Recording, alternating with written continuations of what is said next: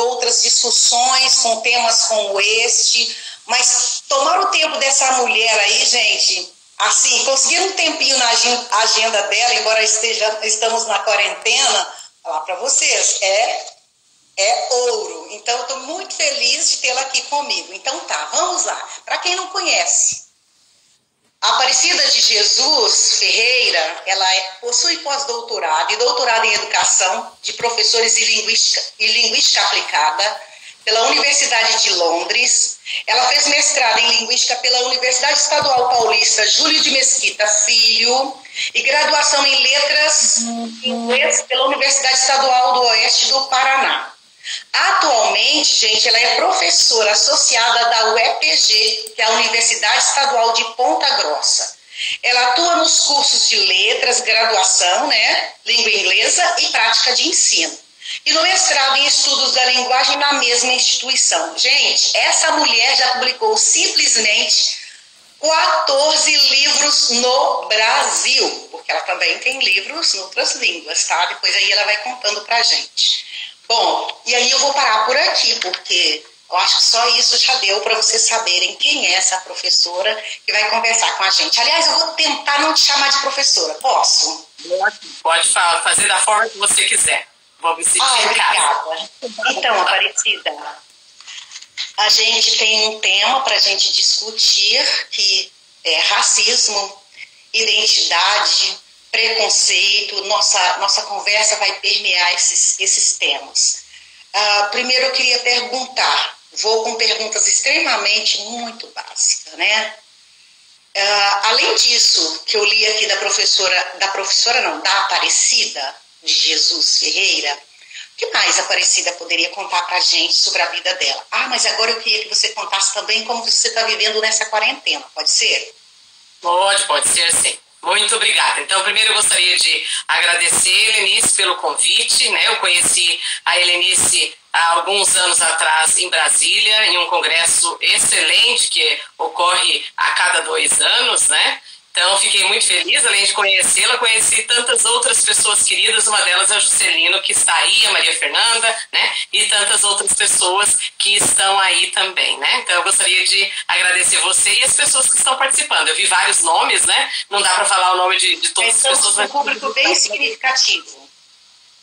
Então, a minha quarentena, nesse momento, eu não estou no Brasil, eu estou na Inglaterra, eu estou como professora visitante na University of Bristol, e como no Brasil, por conta do Covid-19, também aqui estamos todos trancafiados dentro de casa, Então eu tenho feito a minha pesquisa, como eu propus, como pesquisa sabática, aqui em casa, e tenho entrado em contato com pessoas e feito, é claro que reuniões e tantas outras coisas como a gente está fazendo aqui, E então é dessa forma que eu tenho passado a minha quarentena, lendo bastante, e pesquisando bastante. Ainda bem que a gente tem a internet para isso, E uma das coisas boas é estar aqui com vocês agora, nesse momento, que além de poder dialogar, eu também posso falar um pouco da minha pesquisa, que se relaciona com a questão do letramento racial crítico, que é um tema que eu venho trabalhando recentemente. Então, ótimo. A gente já começa a falar, então, de letramento racial crítico. Quando esse assunto te despertou? Quando você foi despertar, melhor dizendo, a esse assunto? Então, tá bom. Para eu falar do letramento, eu tenho que realmente dizer como é que ele apareceu na minha vida, Então, em 2014, eu estava fazendo um pós-doutorado. E o pós-doutorado que eu estava fazendo é sobre narrativas. Eu trabalho muito com narrativas autobiográficas, E dentro... É ótimo, eu amo, eu estou cada vez mais apaixonada pelas narrativas autobiográficas. E trabalho com narrativa autobiográfica tanto na graduação quanto no programa de mestrado que eu trabalho lá na UEPG, que é a Universidade Estadual de Ponta Grossa.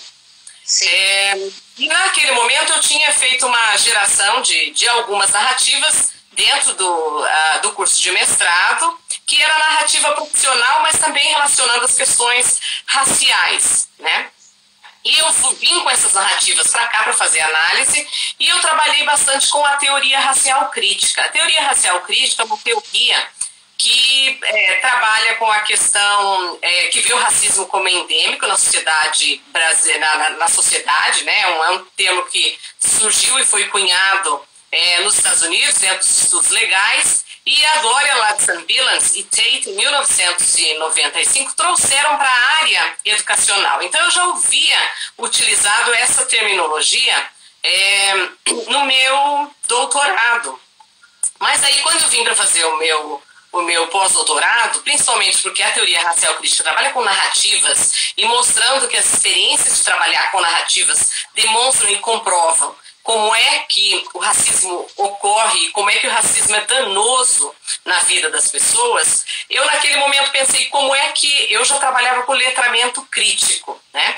Então eu pensei como é que eu posso agregar aquelas experiências que aquelas pessoas me trouxeram dentro das narrativas e que era mostrado como letramento, mas só que o letramento crítico por si só não dava conta de responder às questões de raça, racismo, preconceito, discriminação.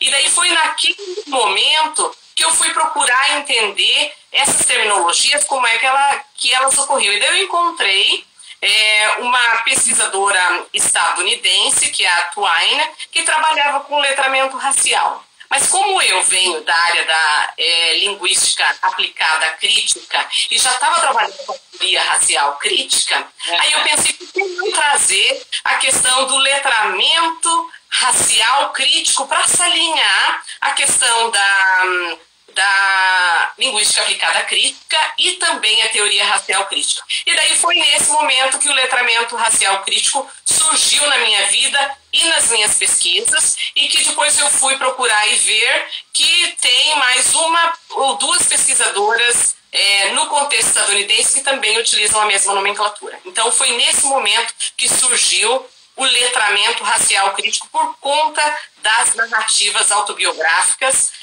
que eu trabalho pensando a questão racial e como que a questão racial tem um impacto na vida das pessoas a partir do momento que elas usam e utilizam do contar histórias, de falar sobre as suas experiências com racismo, preconceito e discriminação. Uhum. E esses termos, eles são termos às vezes até meio banalizados, né? As pessoas vão de forma muito interessante. Aí, vivendo nesses signos e símbolos que o racismo, o preconceito produz, eu acho que a tentativa é de tentar produzir sentidos novos para isso, né? Buscando também sempre a questão da transformação social, porque não basta a gente ficar só mesmo na questão do discurso. A gente precisa colocar isso em prática, né, professora? Isso e as narrativas, elas se mostram importantes nesse sentido, né? Porque elas dão a possibilidade de nós entendermos, né? Do formato que eu trabalho com as narrativas, eu geralmente peço que as pessoas escrevam as suas narrativas no contexto das suas casas e depois tragam as narrativas para que a gente divida em grupo e pense sobre aquelas narrativas, né? E no momento que as pessoas trazem e escrevem sobre as narrativas, elas trazem experiências desde a sua infância até a idade adulta, né? E daí essas experiências demonstram, né, o quanto que o racismo ele impacta na vida da pessoa e também o quanto que ele traz sofrimento, né? E essas consequências têm consequências psicológicas, né, na vida das pessoas. E quem tem falado um pouco dessas questões na área da psicologia tem sido a Maria Aparecida Bento, no contexto brasileiro, né? E a Grada, né, que dentro do livro Memórias da Plantação, né, fala bastante sobre essa questão também, né? E daí, no momento que se trabalha e se pensa sobre a questão das narrativas, é possível discutir, por exemplo, conceitos como racismo, preconceito, discriminação, racismo institucional, racismo estrutural, branquitude. É possível discutir as questões de branquitude, da questão do privilégio de ser branco na sociedade brasileira, da questão de cotas. Então é possível discutir uma gama de questões. E dentro dessas... As narrativas são assim, um material muito bacana para você produzir muitas discussões, né? Exatamente. E daí, através das discussões, é que se propicia, né, a questão do letramento racial crítico, né? Que é isso que propõe o letramento racial crítico. Que não é só você entender como é que você se defende do racismo e como é que o racismo ocorre, né? Mas também como é que é possível ensinar as outras pessoas sobre as várias terminologias que são possíveis através do racismo, como essas que eu nominei, né? Só uma coisa interessante, então, antes de você continuar. Ao tomar a sua obra infantil, e devo dizer que é um contato recente que eu fiz com o trabalho da Aparecida, não quero falar professora, da Aparecida, eu percebi essa forma didática de ensinar e de conscientizar sobre esses termos que a gente está discutindo aqui, sobre esses temas que a gente tem que discutir e que, na realidade, muitas vezes, a sociedade brasileira, não sei se você concorda comigo, a gente não gosta de discutir esses temas, a gente escapa desses temas. Veja que a gente tem uma lei que traz uma obrigatoriedade para discutir literatura afrodescendente e as escolas, às vezes, não dão muita atenção a isso. Então, quando eu tomei contato com a sua obra e também fiquei olhando esse livro, especificamente Letramento Racial Crítico, quando você propõe atividades a partir de narrativas, eu falei,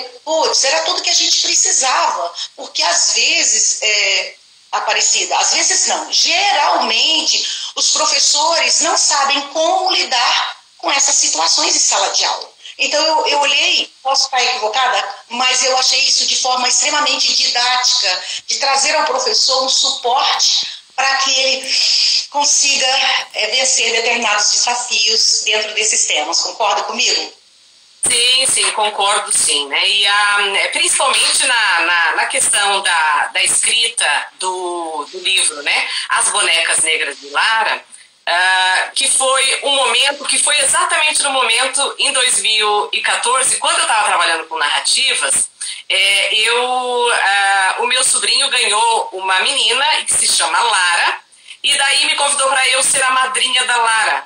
E daí, naquele momento, eu pensei, como é que eu posso colaborar com a educação da Lara para que ela tenha, né, esse letramento racial crítico na vida dela, né? E daí foi naquele momento que eu escrevi o livro, né?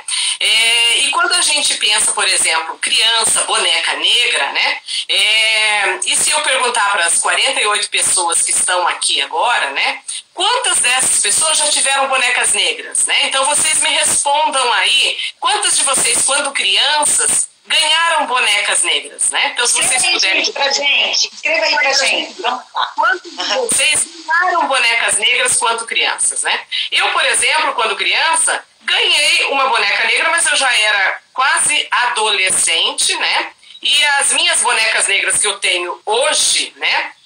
São bonecas negras que eu compro para dar para minha afilhada, para dar de presente para outras pessoas, que ao comprar, eu compro uma para mim também. Então, eu tenho uma coleção de bonecas negras que eu compro para mim também, né?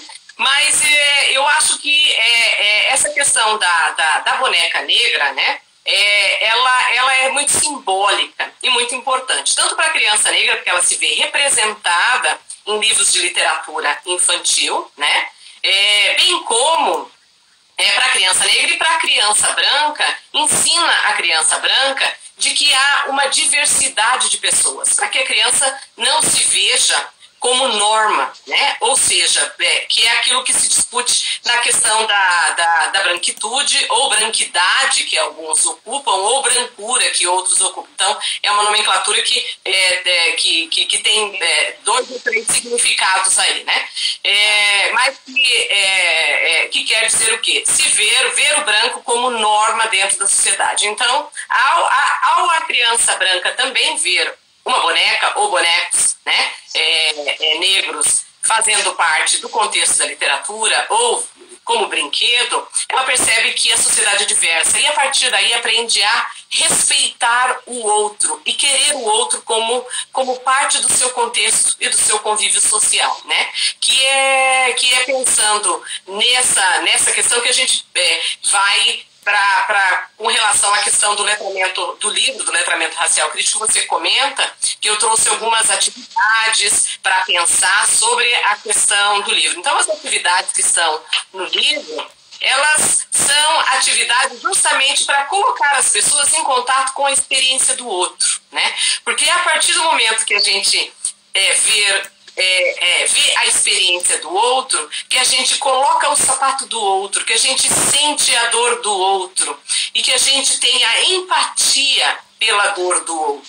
E daí, a partir daí, sim, promover sentido para o que é o racismo na nossa sociedade, o quanto que isso impacta na vida das pessoas, o quanto que isso impossibilita que as pessoas tenham mobilidade social, o quanto isso impossibilita que as pessoas sejam tratadas de forma igualitária e que tenham direitos de equidade e inclusão dentro da sociedade, que é o que a gente precisa. Então, discute-se e se fala muito sobre a questão da diversidade dentro dos livros didáticos, da diversidade dentro das empresas, da diversidade dentro dos vários ambientes sociais. Mas o que a gente precisa pensar é no sentido de inclusão, né? Então, quantos de nós, de fato, estamos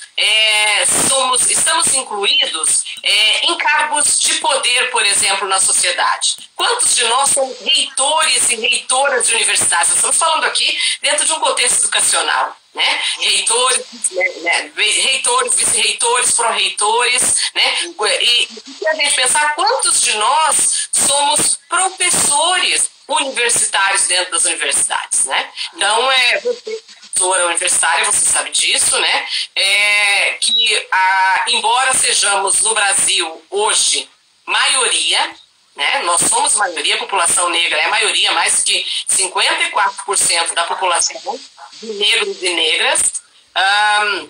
No entanto, quando nós vamos ver as estatísticas, né, de acesso à universidade, de acesso à educação, de acesso à moradia, de acesso à saúde, e acesso a emprego, por exemplo, e empregos em cargos de poder, né, nós somos um grupo minorizado dentro desses vários segmentos sociais, embora sejamos maioria, né? Uhum.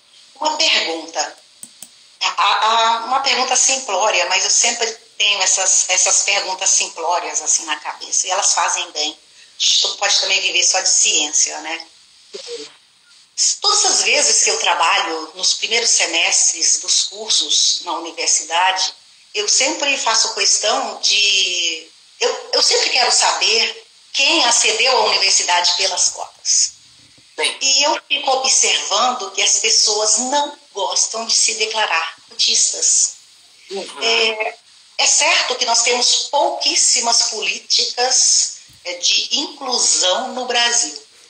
Mas também eu queria fazer um apontamento assim, será que as pessoas negras também têm vergonha de aceder a essas cotas? Que levam as pessoas a isso? Então, nós estamos, né, Helenice, em uma sociedade que coloca alguns mitos sobre as cotas raciais, né? Entre esses mitos é que quem entra pelo sistema de cotas não são capazes, né? Tem uma questão de meritocracia, né?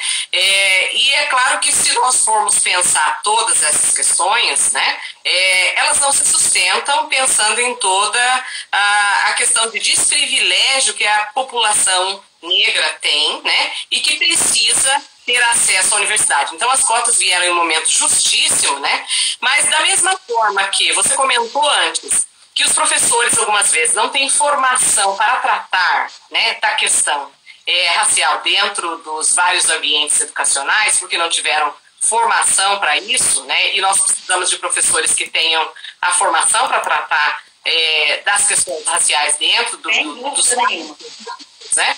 para que as questões, é claro, que possam ser discutidas de forma adequada e que não traga mais prejuízo, né, para a população negra do que colaborar. Da mesma forma que nós temos os professores que precisam de formação, nós precisamos também letrar, né, fazer um letramento racial crítico com esses alunos que saem do ensino médio, né, para que eles ocupem essas vagas e que eles saibam que esses lugares são deles, né. Então, essa vergonha, algumas vezes, que você menciona, de eles dizerem que eles entraram pelo sistema de cotas, é muito mais pelo julgamento que a sociedade vai fazer dessas pessoas que entraram, né? No entanto, hoje, dentro das universidades, nós temos coletivos de mulheres e homens negros e negras, e que esses coletivos negros têm colaborado muito, né, para a conscientização e para fazer esse letramento racial crítico desses jovens que entram na universidade. Então, e a gente percebe a mudança significativa a partir do momento que há essa formação para entender, né, sobre esse lugar, né, e que esse lugar e que esse lugar tem que ser ocupado, sim, porque esse lugar é nosso e esse lugar tem que ser ocupado. Então, o que a gente precisa também é trabalhar mais dentro dos cursos de formação de professores, para que no momento que esses professores estejam trabalhando na educação básica, esses professores também possam fazer para que eles de fato ocupem essas vagas que são de sistemas de cotas, né? E que isso é de extrema relevância, né? Achei bem bacana quando você lembra desse processo de formação. Ele tem que acontecer aos professores, porque às vezes muitos professores não sabem falar sobre o assunto. É isso mesmo. Pode causar estranhamento eu dizer isso, mas muitos professores não entram em determinados assuntos porque eles não estão preparados para. Então, eu acho que é de fato uma questão de letramento. É formação para o professor para que o aluno possa alcançar, através do professor, esse conhecimento de que cota não é favor, é direito, e esse direito tem que ser visualizado de uma forma extremamente prazerosa, no sentido de dizer, sim, eu sou cotista, sim, eu sou negro, sim, eu estou usufruindo aquilo que me é de direito. Porque é muito triste a gente observar que aqui, por exemplo, eu estou falando de um contexto norte de Mato Grosso, em que as pessoas não gostam de assumir que são cotistas na universidade. Então, essa inquietação, claro, sempre vem à minha cabeça, mas concordo com você plenamente, que é uma questão de formação. Né? E a gente precisa disso. E a gente vê a transformação dos alunos e das alunas, né, que fazem parte da universidade, que passam a participar das várias atividades de coletivos de negros e negras dentro da universidade, e a partir do momento que entram em contato com leituras, pesquisas e que dão embasamento teórico para discutir, comentar, argumentar sobre, a transformação é fantástica, né? E o trabalho que eles têm feito um trabalho maravilhoso, inclusive de monitoramento, não só da universidade, mas fora da universidade também, dos casos de racismo que têm ocorrido, né? Então, eles e têm feito um trabalho fantástico. Né? Então, isso só vem a colaborar com as questões que têm ocorrido com essa questão. Né? Você fala da importância dos coletivos, né? A gente precisa desses coletivos, não só dentro da universidade, mas nos diversos segmentos da sociedade, porque são esses coletivos também que ajudam a pensar, ajudam a refletir sobre o assunto, né? E vai dar visibilidade também a muitas outras coisas necessárias para se discutir. Exatamente, excelente. E a questão dos coletivos, né? O que a gente tem percebido, por exemplo, como eu trabalho bastante com a questão de análise de livro didático, né? Como a partir do momento da participação nos vários grupos de estudos que a gente tem, que trabalha muito com a questão de análise de livro didático, e a partir do momento que se vê, por exemplo, a percepção, né, de o quanto os livros didáticos, os livros de literatura, né, as pessoas negras não estão colocadas nem dentro dos livros de literatura, né, de literatura infantil, de literatura juvenil, literatura adulta, né, e os livros didáticos como protagonistas, né.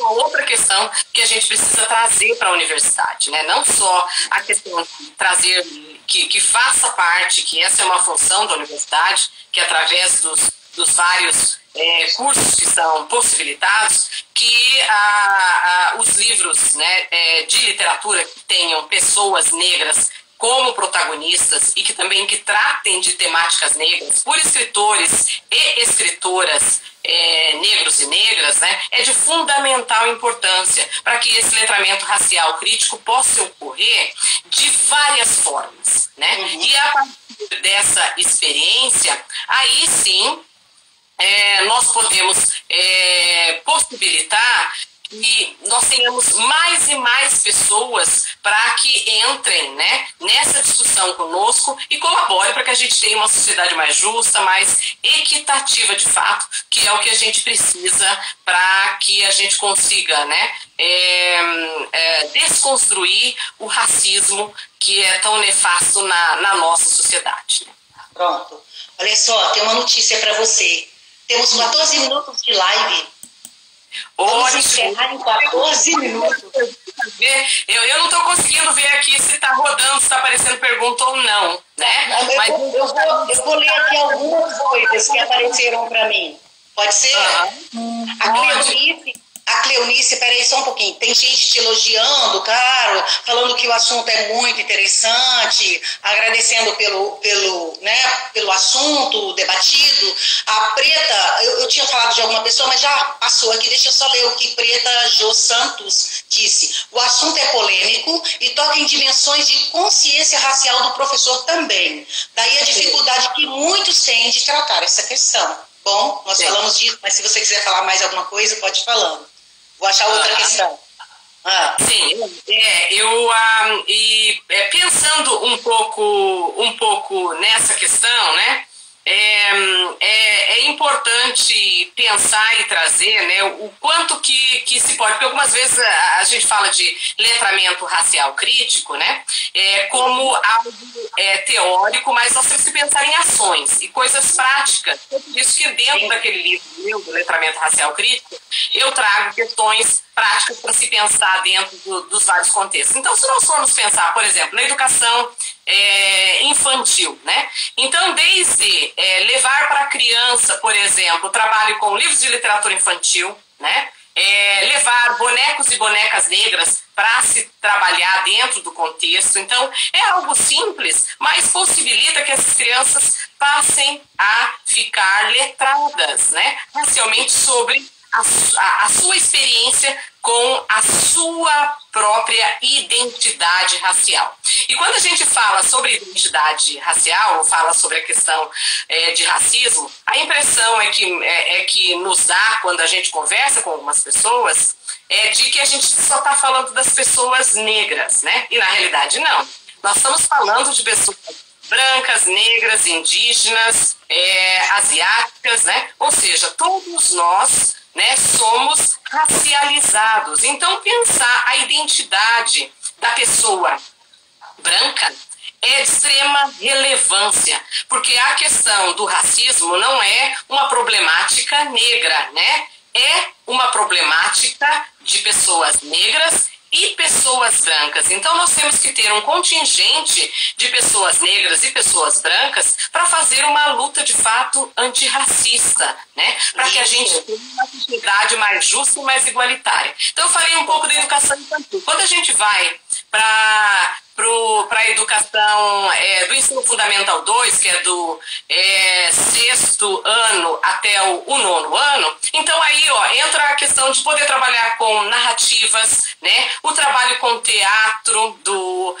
trabalho com a questão de literatura, né?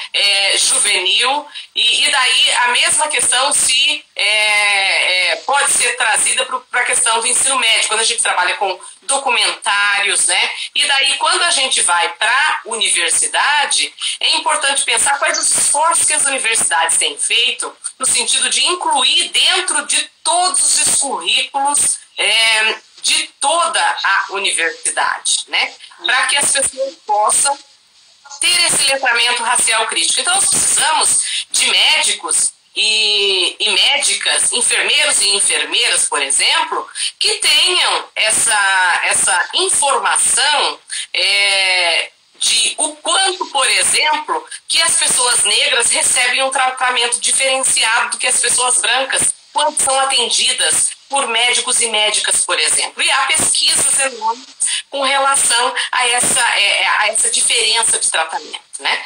Então, e daí, isso pensando em uma delas, né? E daí, quando a gente vai para tantas outras, para a área do direito, né? E daí, nisso inclui a questão das pessoas que são tratadas de forma diferentes, né? Dentro dos vários contextos da lei, inclusive, né? Então, isso demonstra, e daí quando a gente vem para os cursos de formação de professores, né, que é um pouco do que a gente fala de tratar essa questão do letramento racial crítico dentro dos cursos de formação de professores, porque nós precisamos que mais professores e mais professoras, professores brancos, negros, de todos os segmentos raciais, possam também colaborar, né, nessa luta antirracista, para que a gente tenha, de fato, sociedade mais justa e mais igualitária, né? Eu acho que a gente tem que tentar conscientizar que a luta não é do outro, a luta é nossa. A luta é nossa, exatamente. Enquanto sujeito brasileiro ou cidadão de qualquer parte do mundo, a luta não é do outro, a luta é nossa. Mas que bom que a gente está como formiguinha, né, levando, conversando, dialogando, conscientizando. Eu acho que a gente tem avançado um pouco, mas a gente precisa avançar muito mais. Né? Não, a gente precisa avançar muito mais. Tem alguma pergunta? Estou curiosa para saber dessas perguntas. Tem perguntas, mas nós temos 8 minutos. E aí eu só queria ler algumas considerações aqui, senão não dá tempo da gente se despedir, pode ser? A Cleonice disse pra gente que trabalha com o tema e que esse tema é essencial, mas é necessário que as práticas ampliem, né? A gente tem falado sobre isso. A Érica Araújo está dizendo perfeita, né? Certamente já está dizendo que você é perfeita. A Érica também disse que é preciso trabalhar isso muito na educação básica. Peraí, deixa eu ver. Alguém me alertou que uma de nós estamos com o áudio. Corta de vez em quando o áudio, isso é normal. Nas lives que eu tenho feito, sempre a gente tem esses problemas tecnológicos, gente. Olha, tem um coletivo aqui participando com a gente, Vozes Negras. Queria agradecer muito, porque a gente tem alguns coletivos aqui conosco e muita gente está empreendendo atividades ou atitudes antirracistas, né? Eu acho que essas coisas que a gente tem que pensar, essas práticas antirracistas, elas têm que perpassar pelo conhecimento, pelo debate, pela discussão. Bom, querida, agora é hora então dos finalmente, porque não vai dar tempo. Pessoal, antes de acabar aqui, deixa eu ver, as escolas precisam ensinar as crianças quem elas são, concordo com a Lilica Sucesso, que está aí falando com a gente. A Jonathan Rodrigues também, seus trabalhos foram muito importantes na minha vida, está dizendo para você, professora, na minha pesquisa de mestrado. Com certeza ajudará mais agora no doutorado. Que coisa boa, gente. Que bom, que ótimo, excelente. A Joelma Santos está dizendo, fale para ela é minha ídola. Eu também. A Joelma é linda, mas você é uma pessoa muito. Um beijo para todas e todos e todos que estão aí. Então, pronto. Então, vamos assim, conversando agora, não dá tempo. literalmente, vou fixar aqui o comentário para a gente não se apegar aos comentários para a gente, então, encerrar. Eu acho que a gente começou uma boa discussão hoje. Lives como essa a gente precisa fazer todo dia, se possível, mas tendo em vista que a gente não vive só disso, vamos tentar aí extravar a discussão, quem sabe, 2 em 2 meses, uma vez por mês, não sei até quando vai durar a nossa quarentena, mas enfim. Então, eu queria agradecer muito a você mais uma vez, agradecer a todos vocês que estão aqui conosco. Nossa, super satisfeita do público, não vou nem ousar mencionar todo mundo, porque já perdi a conta de quem está aqui, de quem já veio e já foi também, acontece muito, mas eu queria agradecer a sua disposição, Aparecida. Muito obrigada. Eu que agradeço, Lenice, pelo convite, foi um prazer e foi ótimo rever tanta gente querida que eu fui conhecendo, né? Alguns como meus orientandos, tem outros que são meus orientandos ainda, outras pessoas que eu conheci nos vários eventos que eu tenho ido do Brasil afora, e você é uma delas, né? Muito agradecida e tenho ficado muito feliz, né? Com a possibilidade de diálogo e de perceber o quanto que o Brasil tem avançado nessas discussões das questões de racismo, de letramento racial crítico, de antirracismo, de racismo estrutural, racismo institucional, trazendo discussões sobre a questão de branquitude, branquidade, né? Então a gente está avançando e muito, e tendo muitos coletivos, né? Que coletivos de estudantes e negros e negras, né? E o quanto que isso tem trazido possibilidade de discussão e de um diálogo fundamentado, né, que é o que a gente precisa para poder enfrentar o racismo em uma sociedade que é tão desigual, né? E nós precisamos de todas e todos, né, nessa discussão. Então eu só tenho a agradecer pela possibilidade de que eu pudesse dialogar um pouco com todas essas pessoas que se dispuseram a participar, né? Então, muito obrigada, né? E parabéns pelo